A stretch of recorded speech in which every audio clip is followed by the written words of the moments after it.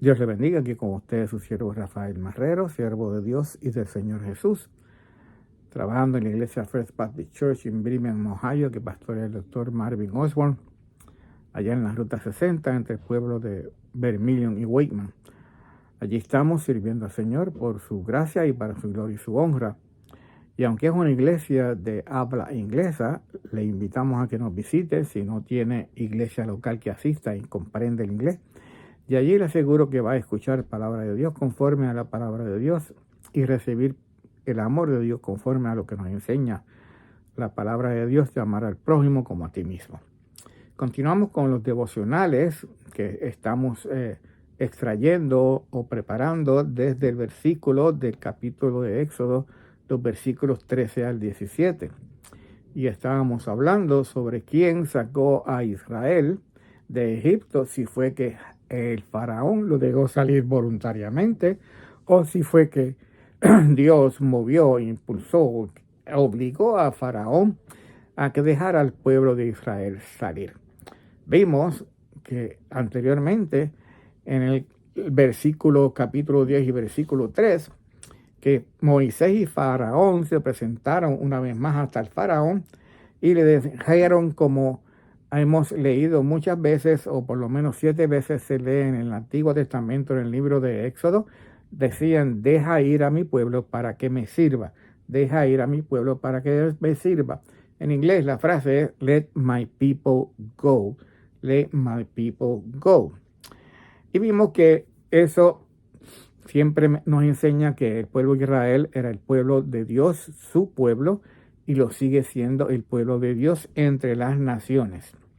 Y vimos que esa selección, ese escoger de Dios del pueblo de Israel no fue porque fuera el más grande, ni porque fuera el más santo o el que mejor estuviese viviendo delante de Dios, sino porque era en realidad el más insignificante, y por su amor y por su gracia escogió por medio de Abraham, de Jacob, de Isaac y Jacob al pueblo de Israel como su pueblo para llevarlo a la tierra prometida, que es la tierra que hoy habita Israel, en parte solamente de la que recibió cuando Dios le entregó la tierra de Israel.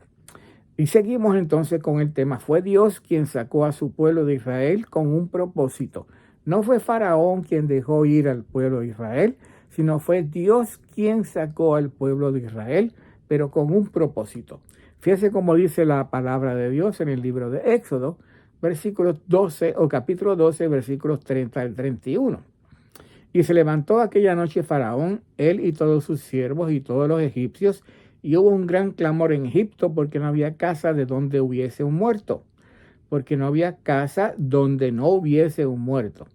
Esto referencia a la última de las plagas que Dios envió sobre Egipto, al pueblo, a la nación de Egipto, donde todos los primogénitos, aún incluyendo los animales, habrían de morir.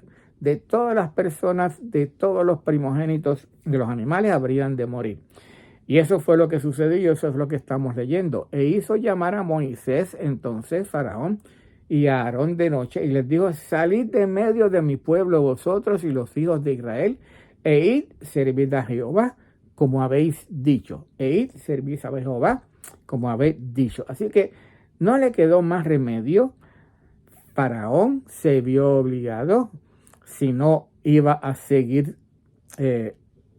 aumentando la presión de Dios, las plagas de Dios sobre el pueblo de Egipto. La última, la más fuerte, la muerte de los primogénitos. Y Faraón más los líderes entonces en aquel tiempo del pueblo egipcio, no le quedaron más remedio que pedirle al pueblo, a Moisés y a Aarón, que salieran con su pueblo y se fueran entonces a servir a Jehová como ellos habían dicho. Es interesante que aquí el propósito de salir de Egipto era para servir a Jehová. El propósito de salir de Egipto era para servir a Jehová. Y siempre debe haber un propósito cuando Dios entonces nos saca, nos liberta, ¿bien?, de donde estábamos en caso de Israel en la esclavitud en Egipto, hacia entonces donde Dios los iba a llevar, la tierra prometida, pero con un propósito: servir entonces ahora a Dios, a Jehová, el Dios creador, todopoderoso, omnisciente, omnipresente, aquel que era el único y poderoso Dios. Fíjese cómo nos dice la Biblia hablando del Señor Jesús y llevando esa relación al Señor Jesús.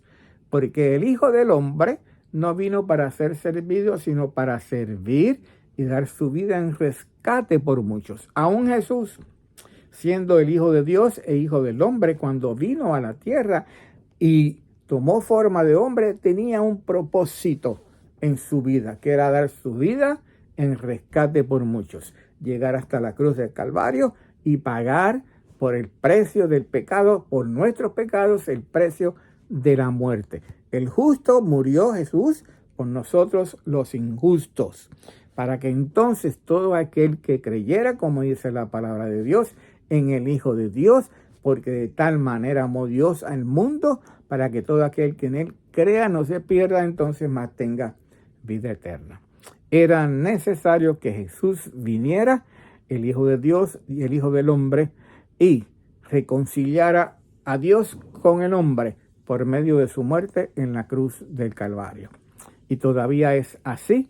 Todos aquellos que creen en Cristo y reciban a Cristo como Señor y Salvador, reciben salvación y vida eterna. Y será así por la eternidad, mientras entonces estemos en este mundo.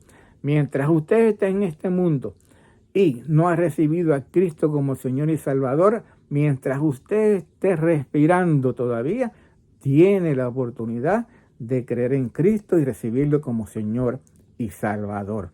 No lo deje de hacer, es su decisión más importante en toda su vida. Padre, gracias otra vez por tu palabra, bendícela, Señor, y rogamos que tú la lleves para que produzca frutos, Señor, tu Espíritu Santo, Señor amado, la lleve para que produzca frutos, Señor, para salvación, consagración, Padre Santo, y para reconciliación de aquellos que necesitan reconciliar contigo. Padre, gracias, en nombre de Jesús que oramos. Amén.